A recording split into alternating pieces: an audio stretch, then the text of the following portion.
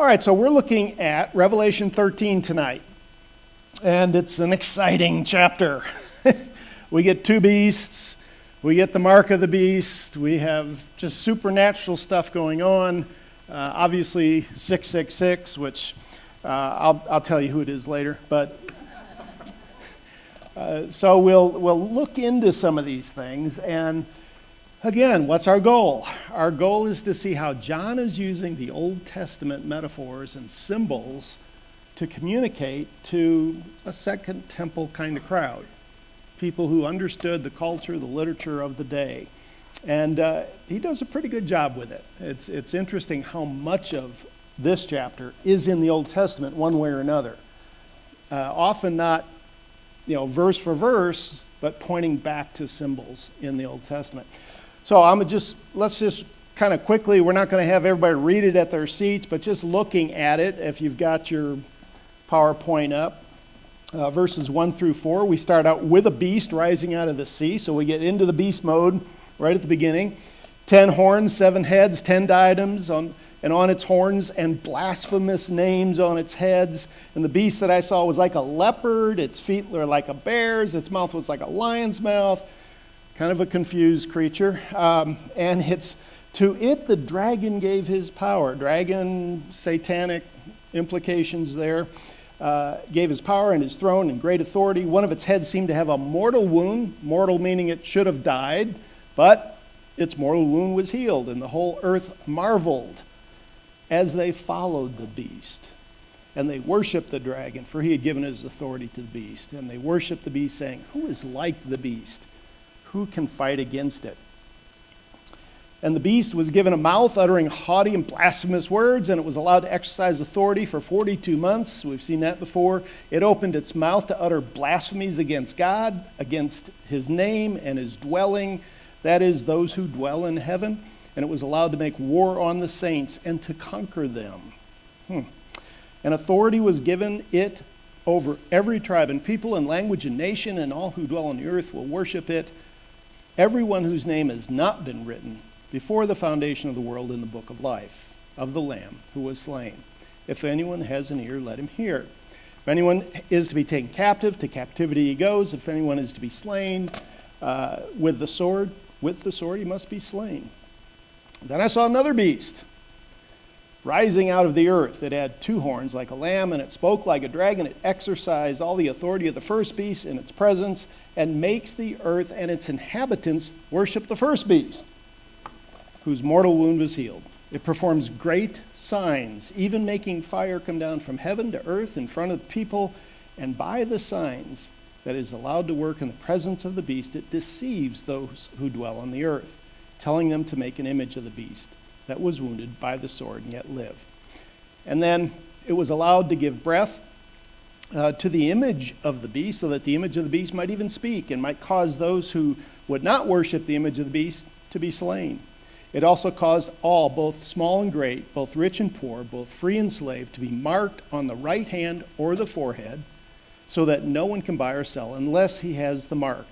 That is the name of the beast or the number of its name. This calls for wisdom. Let the one who has understanding calculate the number of the beast, for it is the number of a man, and his number is 666. Boy, a lot of books have been written on this. I mean, this created a whole industry of prophecy books, certainly back in the 70s, but coming forward. And I think Heiser is basically arguing they all got it wrong. It all ignored the Second Temple mindset of John as he wrote these things, and the metaphors he was looking at to explain what he saw to the people around him. So let's take a look. What questions are we going to ask? Well, who are the beasts? That's pretty obvious.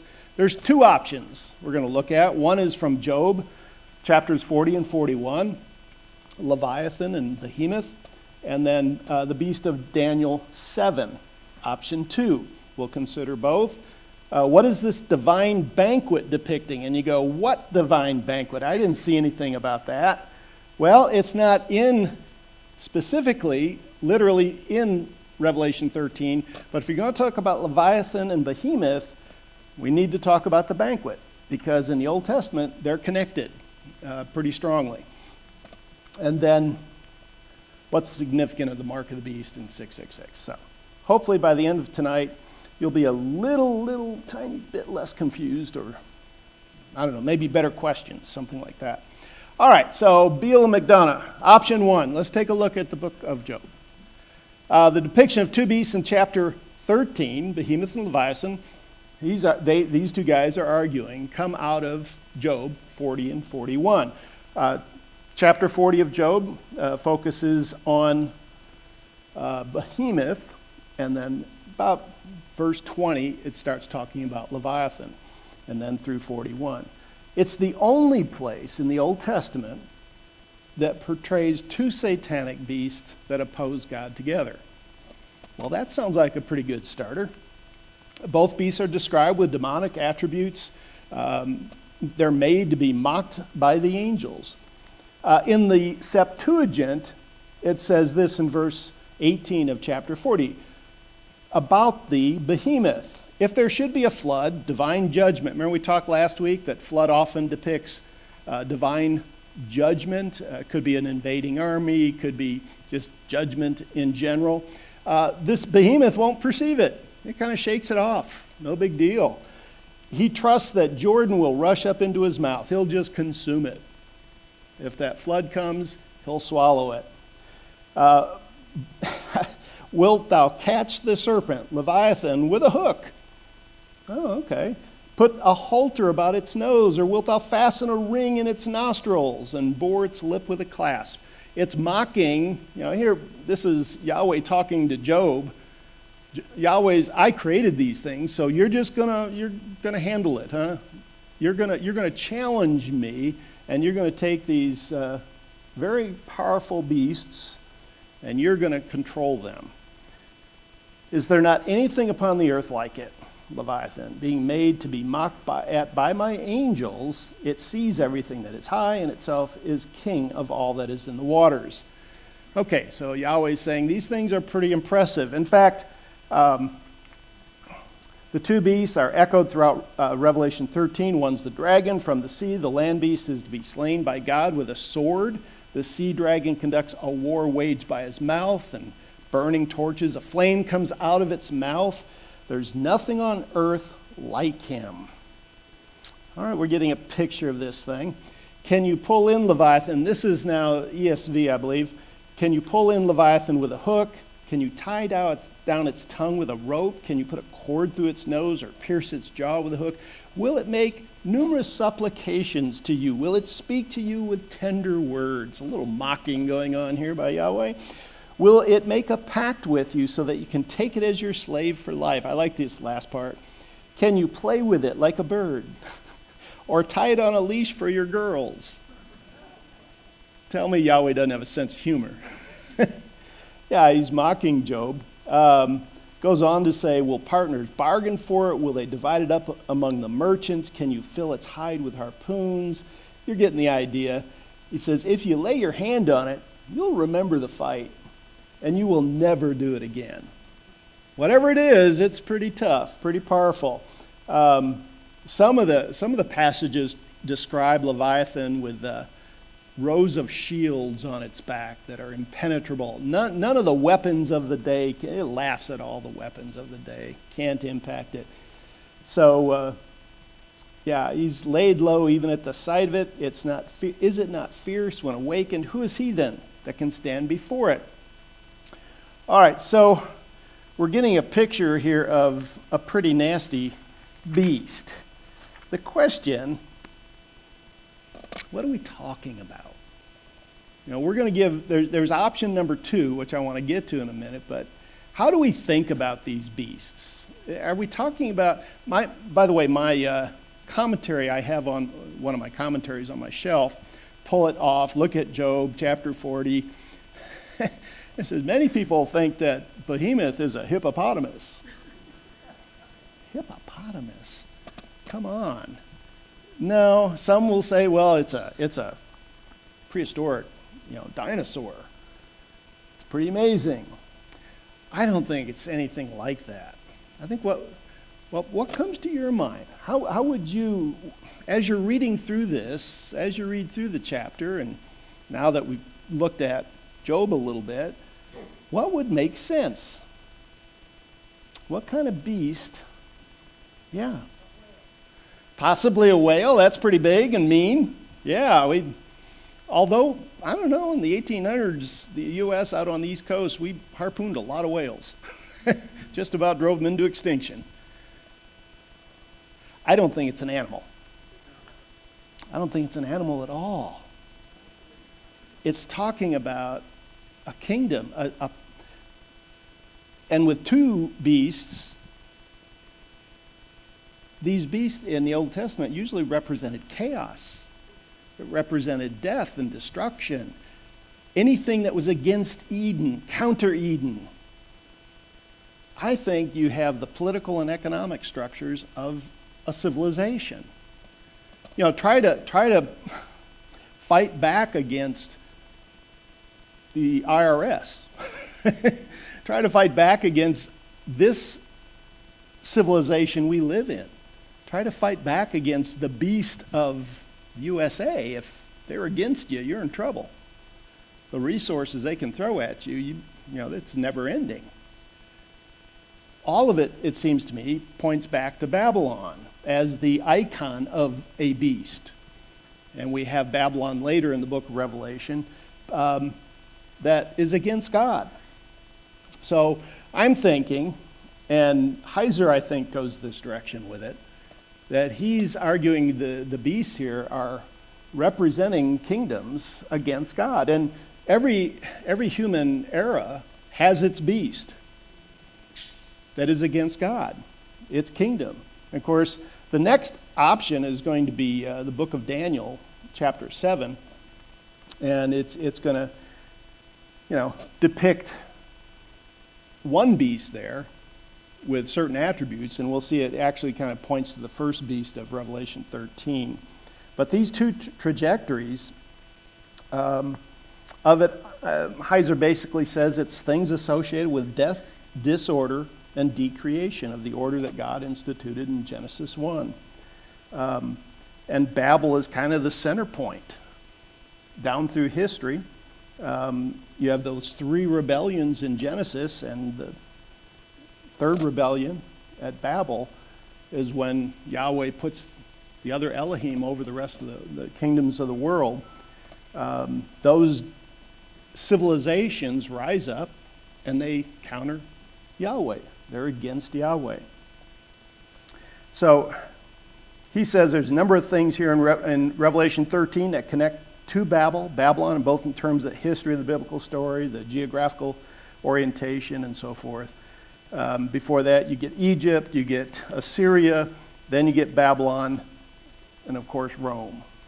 But I would argue that today we have empires that are just as powerful. And we'll see if some of this works later on when we talk about the mark of the beast and 666. That might not be an individual as much as it's a representation of a political structure. And there's a person always at the top who has that kind of oppressive power to control buying and spending and what Christians can or can't do, which we see happening right now in China.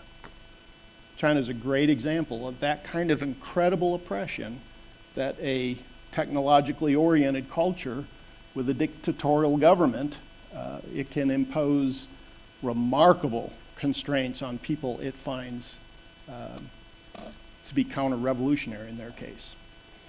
All right, well, let's keep moving.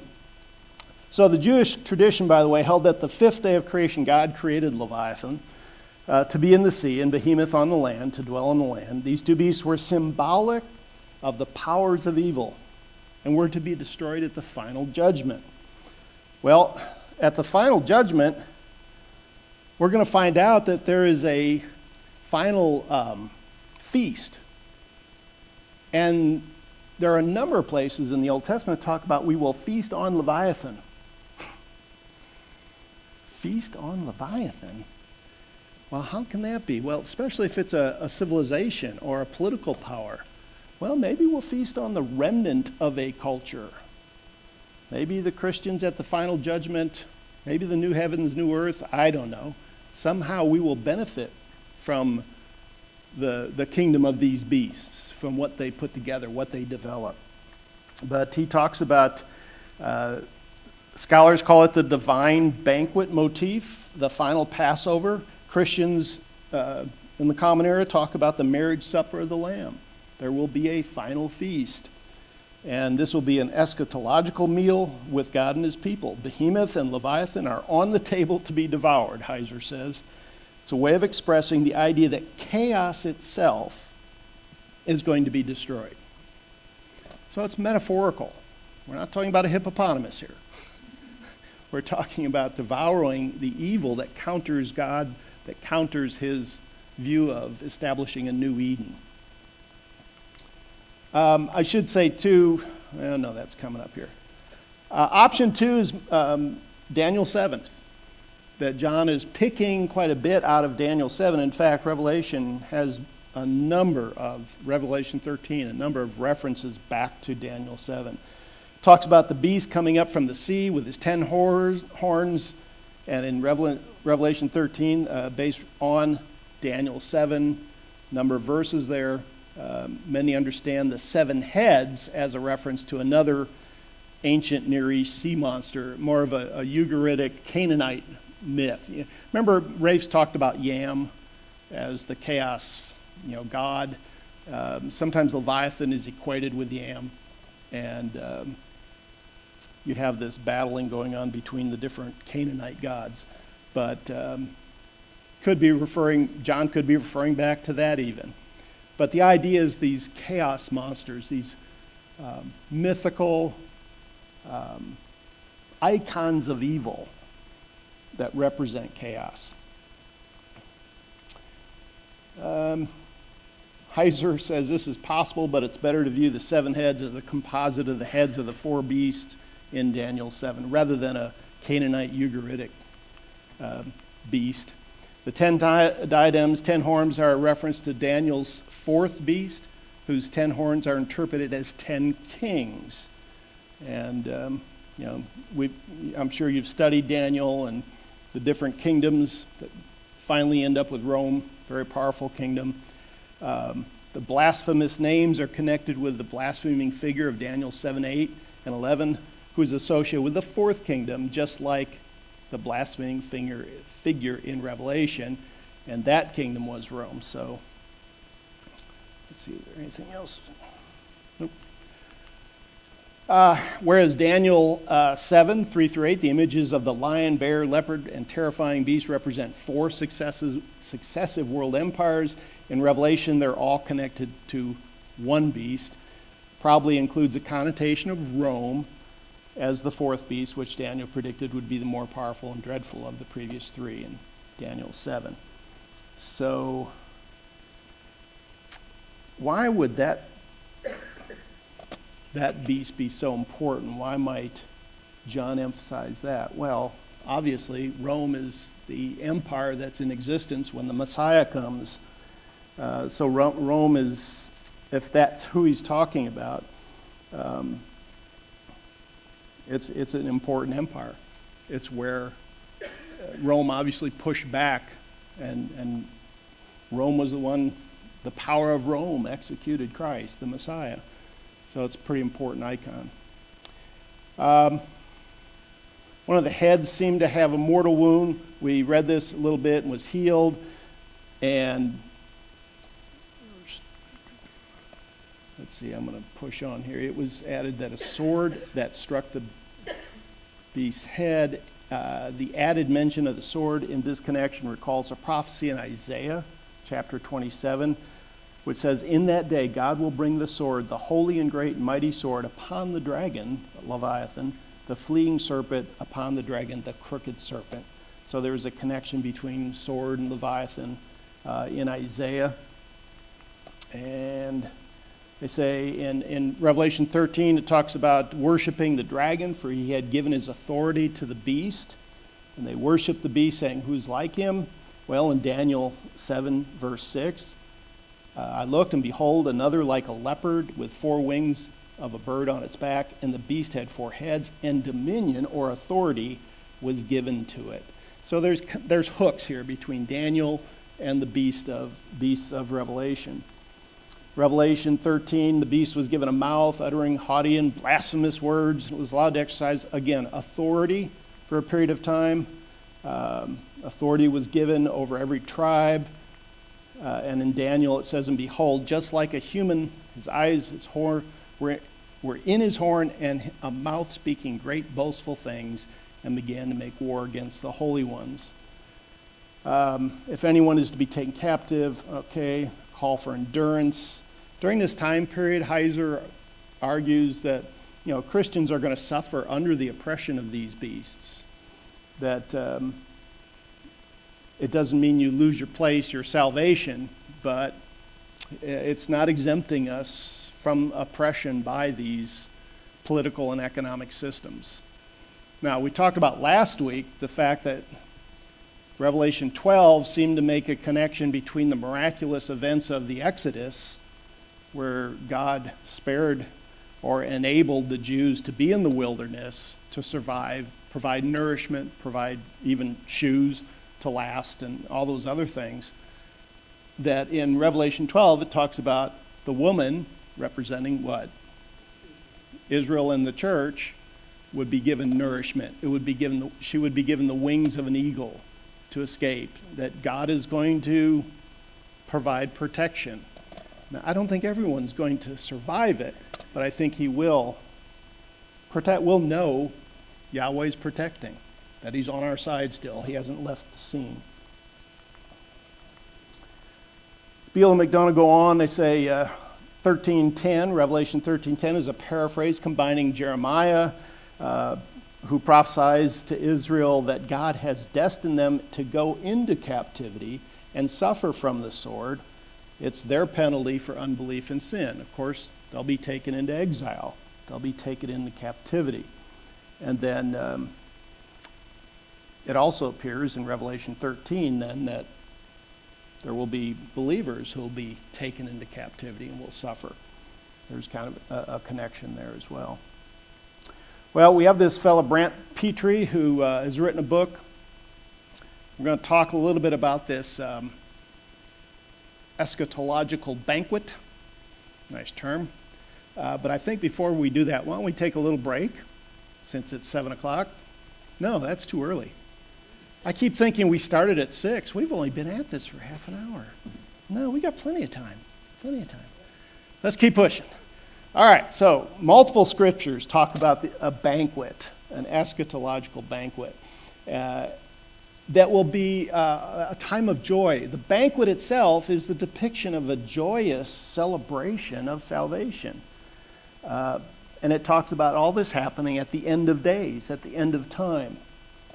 And Isaiah 25 is very explicit in what this looks like and in its descriptions. Just looking at a little bit of, I put it in the notes in your PowerPoint, but it says on this mountain, the Lord of hosts will make all people, for all peoples, a feast of rich food, a feast of well-aged wine, of rich food full of marrow, of aged wine well-defined, and He will swallow up on this mountain the covering that is cast over all people, the veil that is spread over all nations. He will swallow up death forever. And the Lord will wipe away tears from all faces. And I'm looking to see if there's another.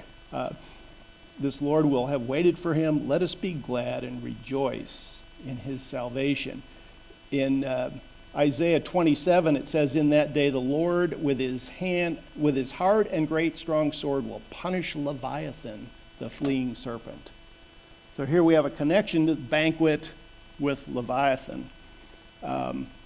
So what about this feast? Well, this Petrie guy says that first coming feast, no ordinary banquet. It's this end time event. It culminates in the overthrow of suffering and death. Well, if the beasts, if Leviathan and Behemoth are chaos, if they represent evil, and they are going to be devoured, evil will be gone. It'll be destroyed. They will swallow up death forever, wipe away tears, and again, a few verses from Isaiah about the resurrection of the bodies of the dead at this time. The banquet is a feast of redemption. It'll be tied to forgiveness of sins. At the time of the banquet, God will take away the reproach of his people and give them salvation. So, a note here, it says, the coming of Jesus, the Messiah, in the New Testament was a signal that the exile is now ending, but it's a now not yet thing. Heard that before, haven't you? Yeah, that exile is ending. It isn't completely over until everything comes to full circle, until God's people, Israel, and all those nations who've been separated are brought in. The fullness of time for the Gentiles. But exile will end then. Third, the coming feast will be a sacrificial banquet. This is the meaning of the strange imagery of fat things and wine on the lees. Never heard those terms before, but they're King James terms about, it's technical terms, I think Deuteronomy. Let's see if I have a note on that. Nope. But it speaks of the fat of their sacrifices and the wine of their drink offerings. So it's sacrificial in the sense that the beast will be sacrificed, evil will be sacrificed. This religious dimension is important to stress since Isaiah explicitly states that the banquet will take place on the mountain of the Lord. Where's that? Jerusalem, Mount Zion. Fourth, in Israel, the eschatological banquet will be an international banquet, which will include both the restored tribes of Israel and the Gentile nations. A feast for all people result in the veil that is cast over the nations, or Gentiles being lifted. And it's a universal vision of salvation, which surprisingly, this is in the Old Testament. The Jews knew about this, that at some time in the future there will be a universal salvation outside of just Israel. So it was something they would have been aware of.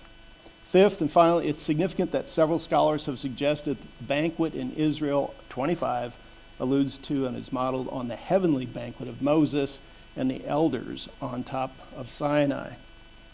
And Sinai, what happens there? Moses and the elders, they go up on the mountain and they see the God of Israel. They have a meal with the God of Israel. And by the way, there's lots of other passages in the Old Testament that talk about this banquet. It was a fairly common thing. Isaiah 55, 62, 65, Zechariah 9, 16. Yeah, so lots of passages talking about this eschatological banquet. It's not a little theme. It's important, and Jews were looking forward to it. And if they were knowledgeable, they looked forward to it for the whole earth, to celebrate this salvation banquet. One of the most elaborate descriptions of the Messianic banquet comes from 2nd Baruch. You've all read it, right? Well, this isn't the Baruch of the Apocrypha. See, we have the book of Baruch, which is part of the Apocrypha. This is 2nd Baruch. It's pseudepigraphic. It's written probably near the end of the 1st century, maybe early 2nd century AD of this era. So it's after Christ, and in fact, it's written after the destruction of the temple. But it would have been common knowledge. Again, probably, I'm not positive of this, but I'm assuming a copy at Qumran, probably among the Dead Sea Scrolls. This would have been part of Second Temple literature, although near the end of it, that time period. But I'll show you a little bit of it, and you get a sense of it. This is 2nd Baruch, chapter 29. By the way, if you want to find 2nd Baruch, Google it. You got to work at it. There aren't too many PDFs of it out there, but it's there. You can find it. It'll happen that when all that which should come to pass in these parts has been accomplished, the Messiah will begin to be revealed, and Behemoth, the land beast, will reveal itself from its place, and Leviathan will come from the sea, the two great monsters which I, Yahweh, created on the 5th day of creation, and which I shall have kept until that time. They, the two monsters, will be nourishment for all who are left. The earth will also yield fruits 10,000-fold. Talks about wine, lots of wine from one branch, big clusters. By the way, I've never heard of a core of wine, but that's what the English translation says.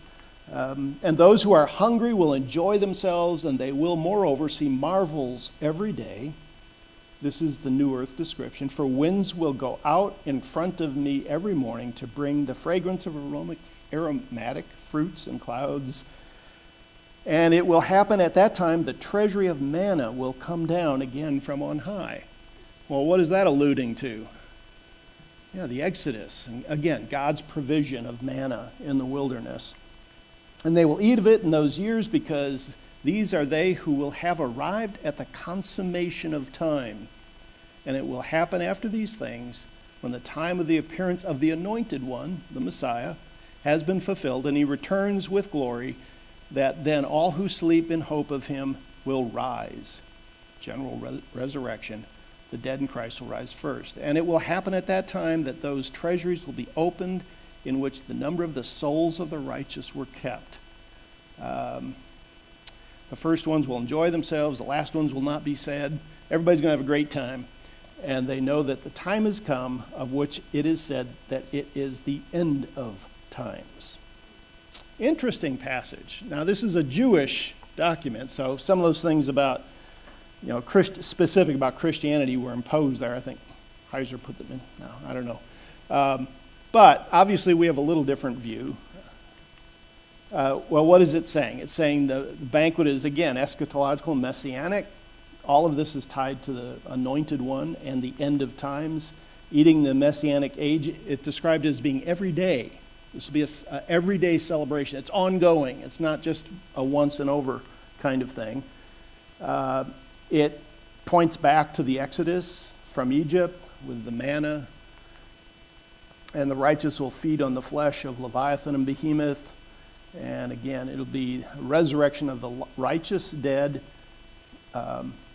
So we have a banquet that begins to be celebrated on earth during the days of the Messiah. It finds its ultimate fulfillment in the return of the pre-existing Messiah, and already not yet even in Judaism, Heiser says, apparently along with the resurrected righteous to heaven.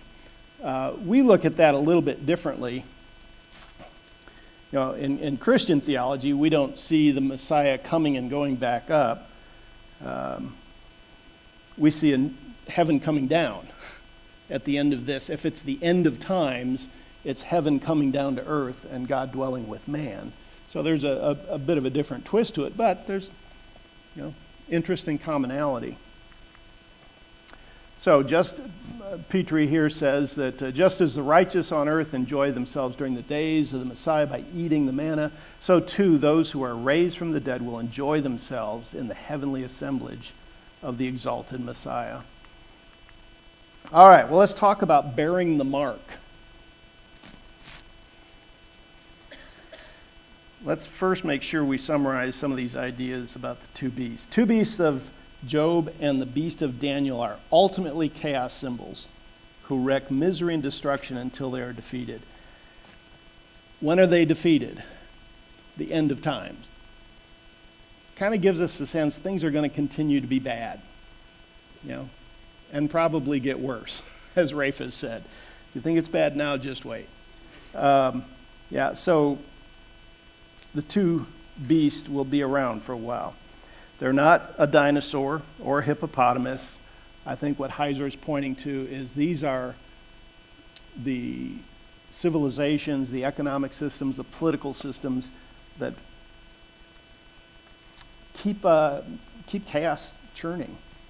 They're anti-Eden. They are not allowing for God's kingdom to prevail. Heiser says he's in agreement with Beale, one of the authors here, that Job 40 and 41 plays a role in what's going on in Revelation 13. That's a minority view, though, by the way. The majority view is that John was looking back to Daniel 7. But he says, look, and boy, he does this every time.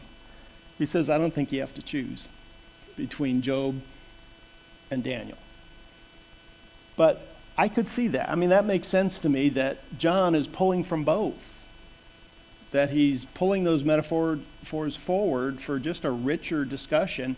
He's not being specific about, he's not taking Daniel literally and putting him, the beast from Daniel 7 into Revelation. He's also picking information from Job 40 and 41. But it gives him a much more robust set of metaphors to draw from, to describe the beasts.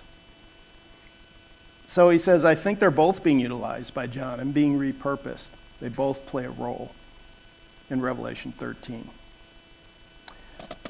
All right. Well, bearing the mark. It says the second beast in Revelation 13 performs great signs, even making fire coming down from heaven in front of people, and signs that it's allowed to work in the presence of the beast. It deceives those who dwell on earth. You know, these beasts are going to have a huge impact. All right, well, communist China right now is having a huge impact on the church in China. You know, I don't know if you've heard what's been going on there, but Xi Jinping is really cracking down on the church. And what was a fairly open, you know, we've had this relationship with a house church movement in Wuhan, which was meeting on a whole floor of a skyscraper. And I had the privilege with Rafe, and I spoke to that church on some topics. And there'd be hundreds of people out there pretty much in the open, worshiping in the center of town. Well, this was not a registered church.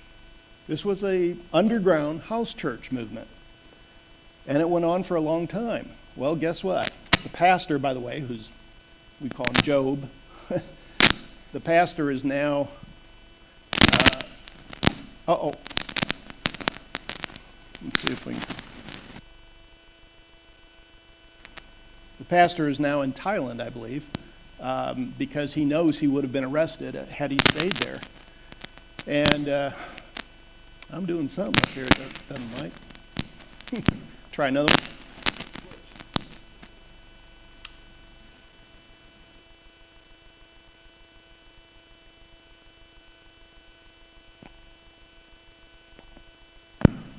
Thank you. Boom. System's been hacked by China.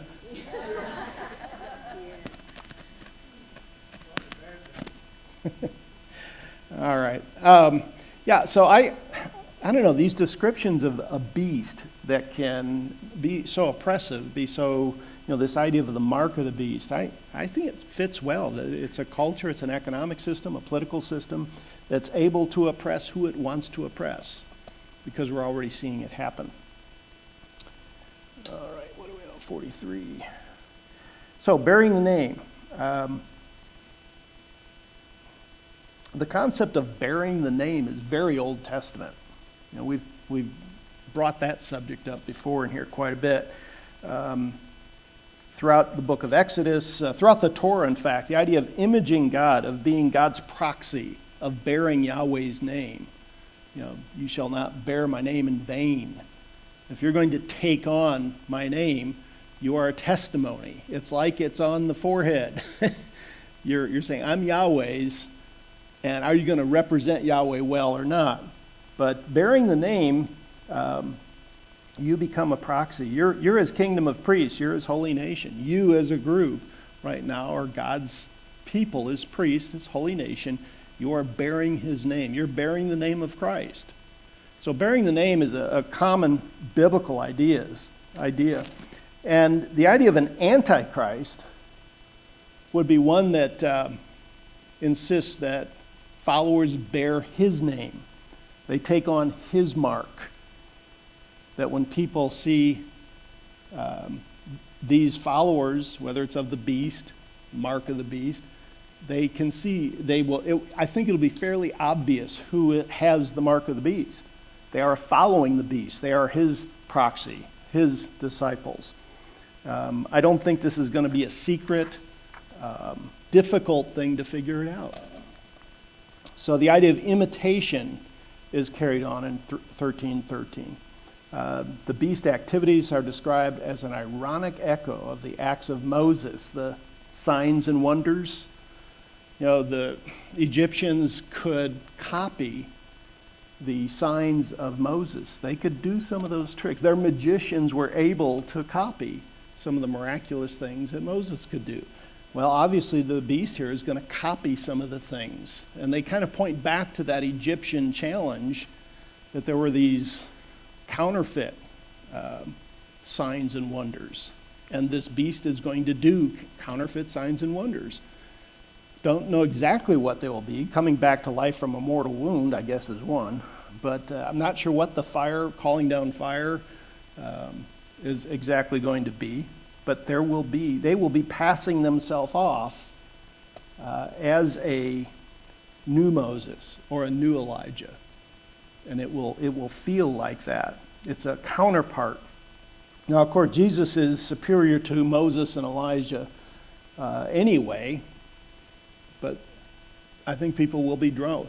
Just look, people are drawn to pretty minor acts of, unique acts, unique knowledge, unique abilities. People are desperate to follow. It's kind of amazing. You look at the history of those who have claimed to be Christ's return. Reverend Sung Young Moon, for instance, of the Unification Church, claimed to be he came to complete Christ's mission because Christ failed. Well, there's a whole list of people who've claimed to have done that. There was a Chinese fellow back in the 1850s who claimed to be Christ's brother. Started a rebellion. Millions died in the 1850s in China due to a Christian who at first was pretty orthodox and then went off the rails. And there was a rebellion. Think of the guy out in San Francisco who took his folks down to South America. His name escapes me at the moment, but Jim Jones, yeah. Talked 900 people into drinking poison-laced Kool-Aid. It's where we get don't drink the Kool-Aid from. People are looking, they want to follow. So I don't think this is going to be a high hurdle to overcome. People are going to be looking for these great signs. Even in the Exodus narrative, Pharaoh's magicians, again, did the same signs, reinforced by Daniel, where God is praised for doing signs and wonders. The casting down of fire from heaven in the presence of people recalls the prophetic demonstration, again, by Elijah and prophets of Baal.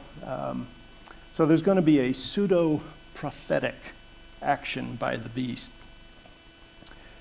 Revelation 13, 17, 18, so that no one can buy or sell. This mark of the beast is connected to this ability, this oppression against buying and selling. It calls for wisdom, and we get down to this idea of if you have understanding, you can calculate the number of the beast.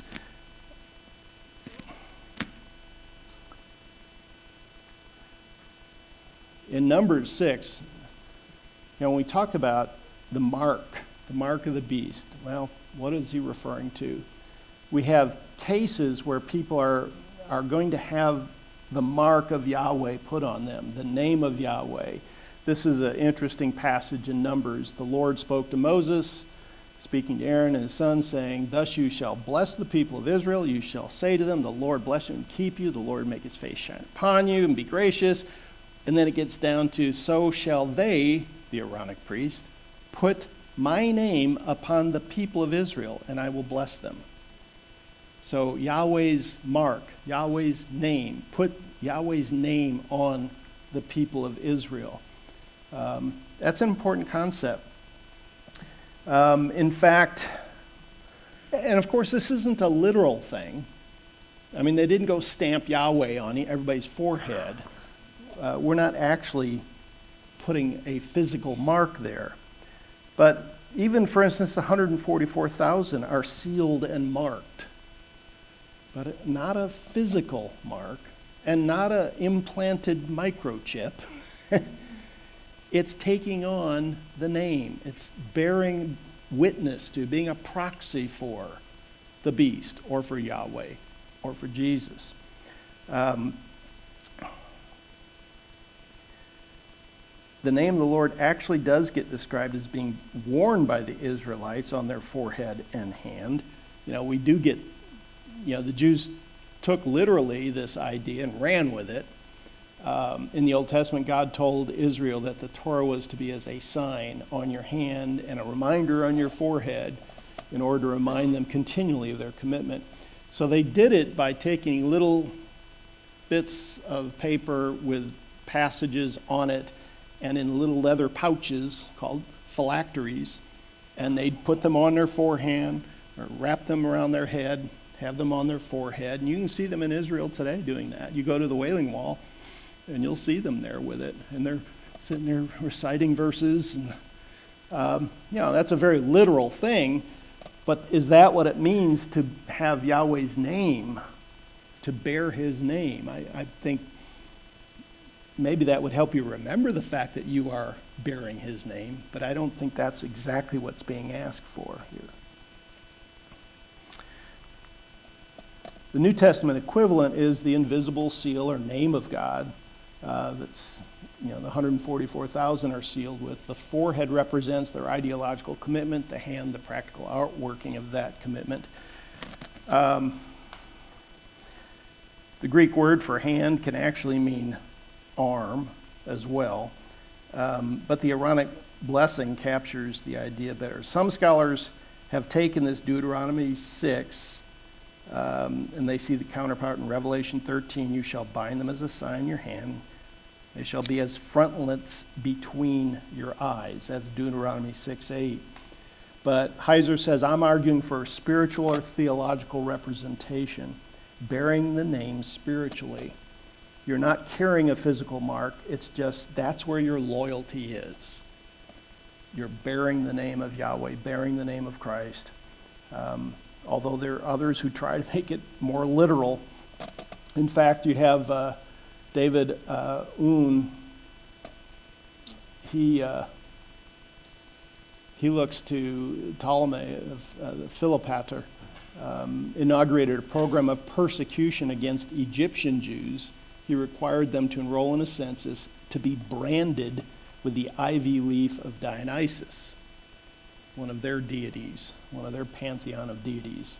And those who didn't cooperate were executed. I guess if you were a faithful Jew, you were probably executed. This is in Maccabees, the third book of Maccabees. It's probably that he himself was leaf branded. Psalms of Solomon, obviously not an inspired work. For they will flee from the holy ones like those pursued in battle, and they will pursue and capture sinners, and those who do lawlessness will not escape the judgment of the Lord. They will be captured as if by experienced warriors, for the sign of destruction is upon their forehead.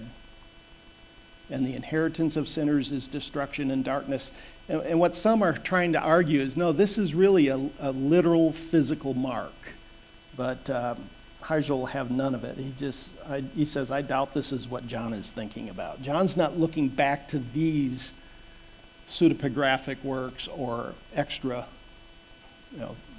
they're not biblical works. They're not inspired works.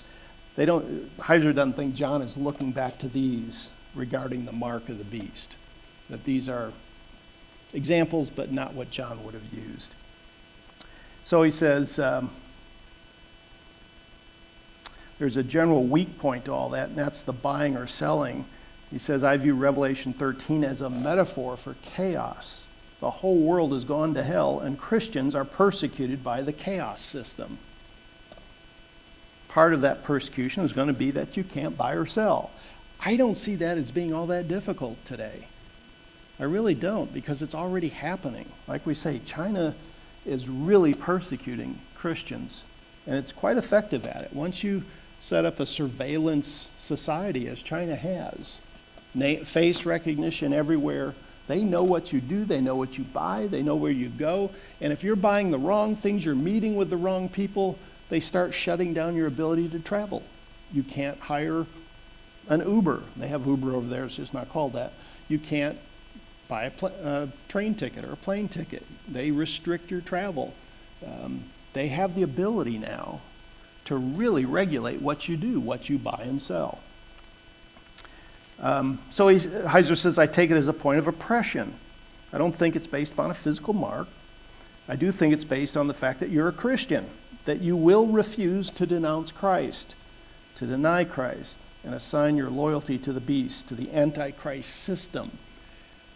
If you don't, if they start demanding that you pledge your allegiance to a political system, whatever like in Nazi Germany, during, I don't know if you've seen Bonhoeffer, but the Nazis came up with their own 12 commandments, including honoring the Fuhrer and supporting the Nazi party.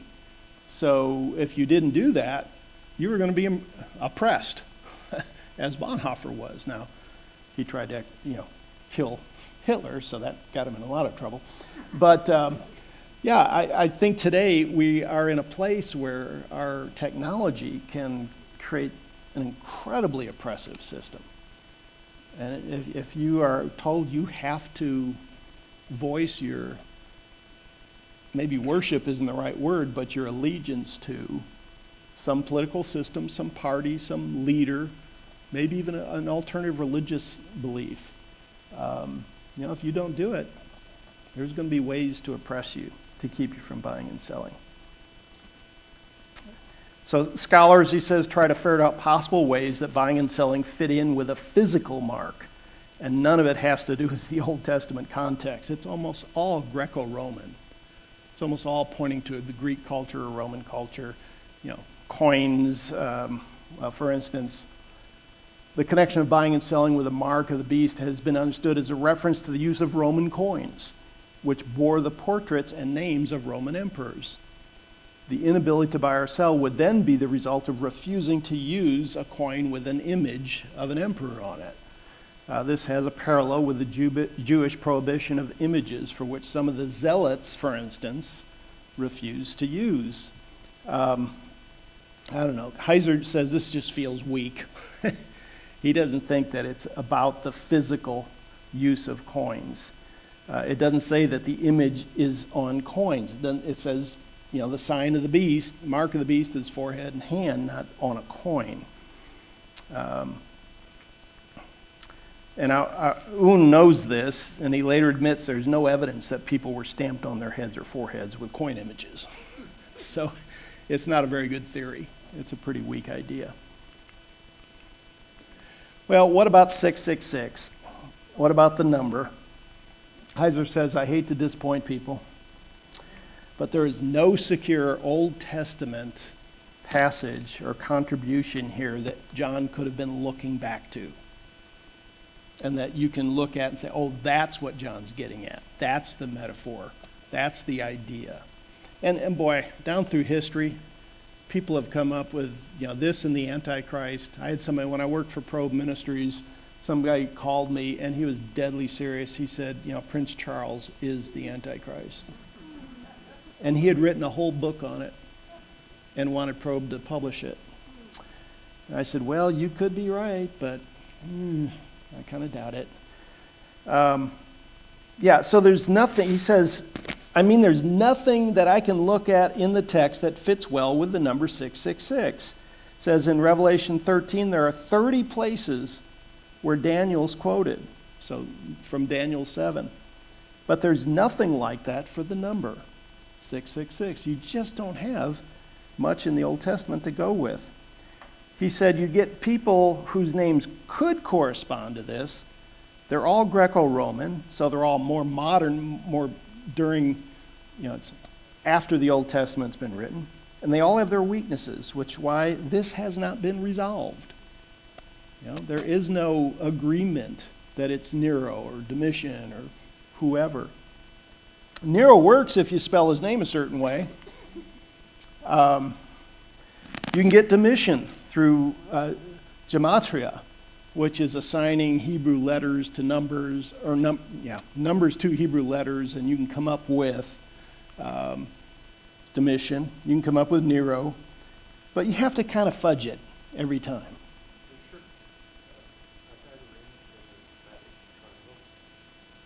Oh, it could be. I don't know. I'm just writing what Heiser put in. So that's a mathematician's joke, huh? Yeah. I think they're magic squares. They're kind of like Sudoku, I think. Or you can get them cross and up and down, add up to the same numbers. And I don't understand how that works. I didn't track it down. All I know is some people have used it and thought, well, maybe that's what John is pointing back to. Although, would John have known the Pythagorean magic squares? Would that have been something he'd have put into his book? It's kind of doubtful.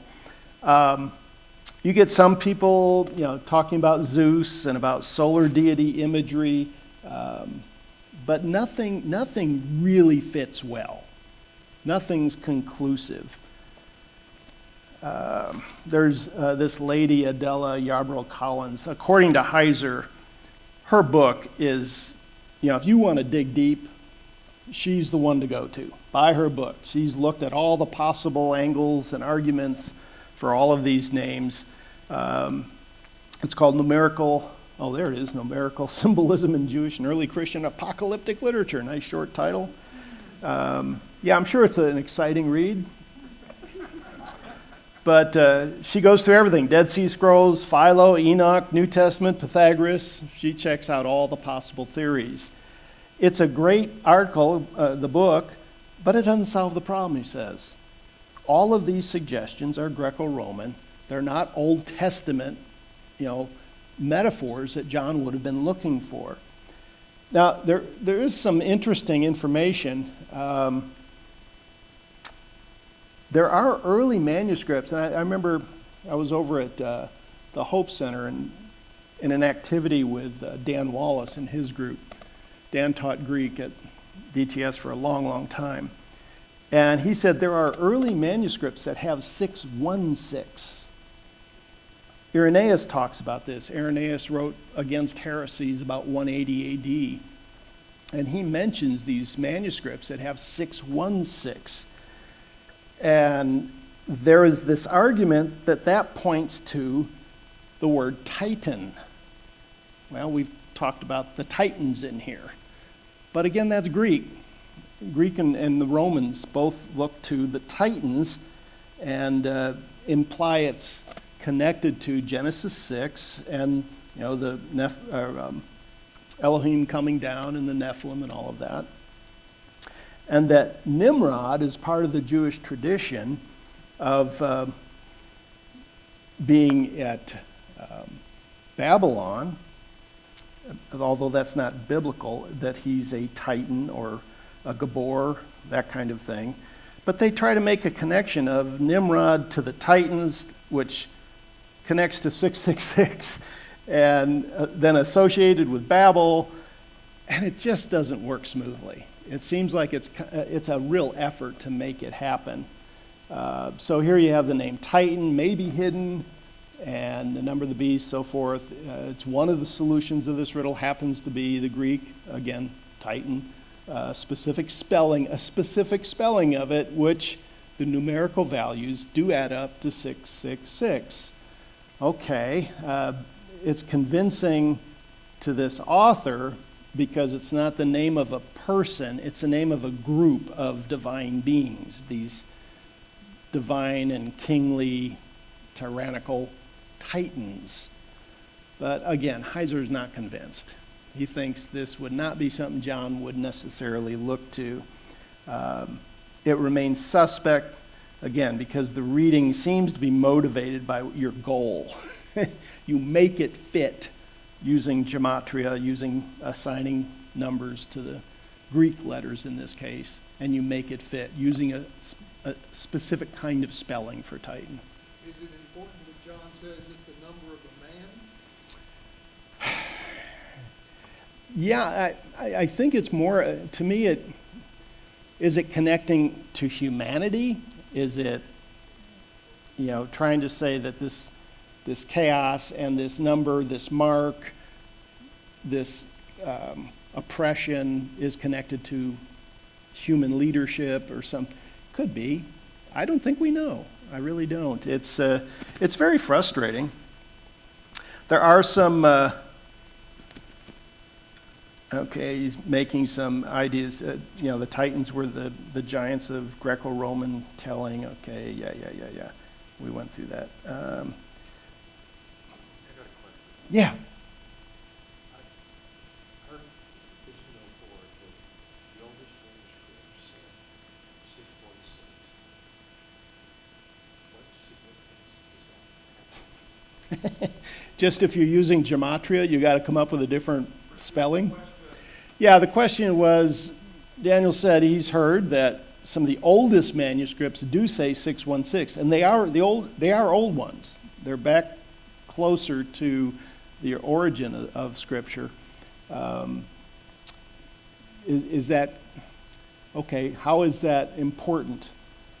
Well, I don't know why that would be any more important, because it's not always the oldest manuscripts, it's sometimes the preponderance of manuscripts. I mean, you can find one or two, let's face it, scribes put in stuff. They sometimes interpreted the text and wrote their own words, added words to it or changed things. Different scribes did different crazy stuff.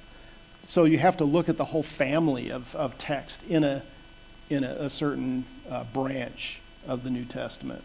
And if there's only a few that had 616, you kind of discount it just for that reason alone. I was wondering if we're now supposed to be speaking about 616 instead. Yeah, don't let anybody put 666 or 616 on your forehead or back of your hand. Yeah, or you'll be in big trouble. No, I think these are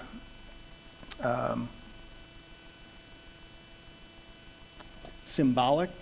They're metaphorical rather than actual numbers being stamped or even a microchip being put in or anything like that.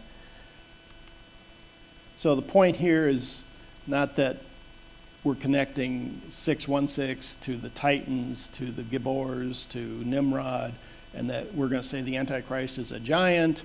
There's no biblical or Enochian text that makes such a conclusion. Rather, the material indicates a Second Temple Jewish reader of Revelation may have parsed the Antichrist as having direct association with the fallen watchers. Maybe that's all John's getting at, that this Antichrist, this beast, this mark is just connected to that ongoing rebellion that we saw back in Genesis. The three rebellions. This is another flavor of that kind of rebellion against God and his kingdom. All right, so another book, Brent Strawn and Keith Bodner. This article argues that 666 is best related to the notice of Solomon receiving 666 talents of gold, which is an important notice of his king's wayward and unjust practices, and somehow that this is pointing to Solomon. And you go, well, okay, so, I mean, it doesn't go anywhere. It doesn't give you anything. Actually, there are 3 places in the Old Testament where 666 is mentioned. One is this one. Actually, there's 2 for Solomon. A third reference is in Ezra, where Adonijam has 666 sons. What do you do with that? And how in the world does he do that? That's kind of crazy. But Heiser says, look, there's nothing to build on here. There's nothing to say, okay, so. And in fact, Solomon is not, in Second Temple literature, Solomon is not looked upon as a negative person. He's looked upon as an exorcist. He has power over demons. He's the exact opposite of what it would be if he turns out to be the foil or the touch point for the Antichrist. Solomon isn't depicted that way. So why in the world would we pick him? Probably the closest consensus, if you read on this subject very much, is you're going to get Nero. That's what people are going to read. And especially if you're a preterist, you think all the events of the New Testament happened before 70 AD, they're going to look to Nero. But none of these really solve the problem. Heiser says he prefers anything that has a connection to Babel. So maybe Nimrod, I don't know. He says now you have this thing with the Titans and Nimrod. You have to dip into Second Temple Jewish thinking about Nimrod and equate him with Babel. All these things are possible. The problem is that the logic chain is never spelled out in Scripture. You never get a scriptural, logical argument that you can follow to say, oh, it's this guy. This is who we're talking about. So where does it leave us? Nobody knows what this specifically is talking about. It's one of those mysteries. And guess what? We live with a lot of mysteries. You know, we want certainty. We rarely get it. There really isn't a clear Old Testament precedent. We're dealing with the absence of data when it comes to these texts. The real meat here is the beasts. And he says, I think it helps solidify a chaos orientation for the whole chapter. So what's the point of Revelation 13? We've just spent the last hour and 15 minutes, or thereabout, talking about Revelation 13 and the beast. What's the point of it all? To confuse us? Hard times are coming. Hard times are coming.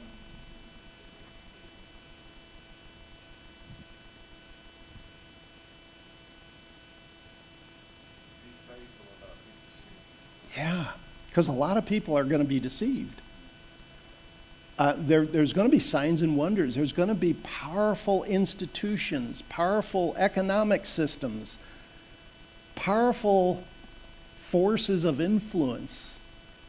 They're going to want to pull you from God's kingdom and be part of something else. To stop being Yahweh's proxy, his representative, to be a representative for something else, to put something else above your devotion, your loyalty to Yahweh. And it can be political, it can be economic, it can be religious. Beware, beware. Satan's crafty, folks. He's going to try to deceive the church. And we see it happening. I mean, we see the church being influenced by the culture all the time. You know, there's an ebb and flow there. Some denominations, some movements, some traditions have just succumbed, just given in. It's been fascinating to watch the Catholic Church under Pope Francis. Oh my gosh. He has said some amazing things, not in a good sense.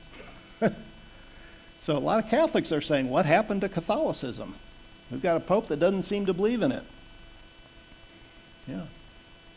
Now, we don't have a pope.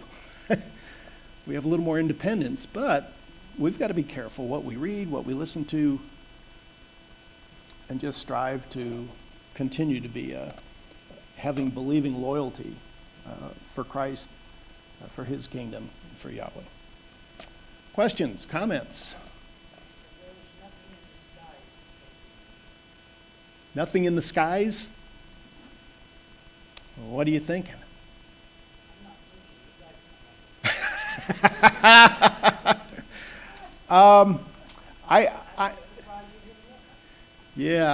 Astrological signs maybe. Yeah, we got the date of Christ's birth, but no, I tend to think, I don't think it's going to be as mysterious as some want it to be. That the oppression that'll come, the continued chaos that comes, I think it's going to be more obvious than we think. I don't think it's that secretive. I think it's in our face. So. Other thoughts?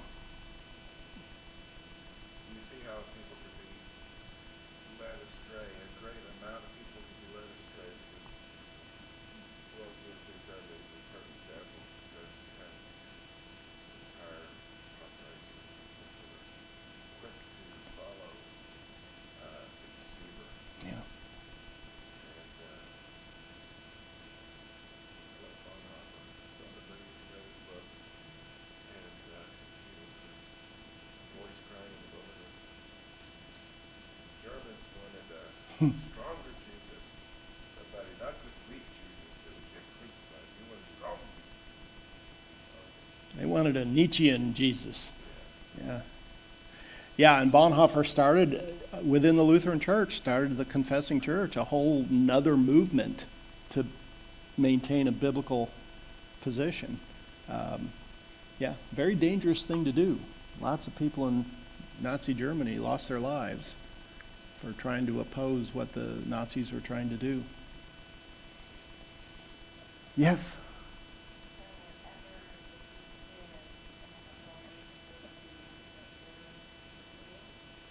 Yeah, there seems to be a time when the beast, the question is, these 42 months, will the beast have a special time, a special rise to authority? And it sure seems that way, that there will be some, I use the term lightly, dispensation given by God that will allow him a special influence, special ability. Yeah. Rafe, the Yoda of all things Heiser, he'll have the absolute complete answer to that question next time he's up here. All right, I do think we're done early tonight. Wow, that's amazing. I probably won't get asked to teach again. Rafe, how dare you waste this time, this precious time. Well, let me close. Father, we just pray for your help, for wisdom to recognize alternative systems that will be in competition to your truth, to your kingdom, to your Son. Lord, give us eyes to see. Give us the strength of our convictions, of your word and what your Son has done on our behalf, so that we can stand firm, that we can be overcomers, that we can conquer in the name of Christ.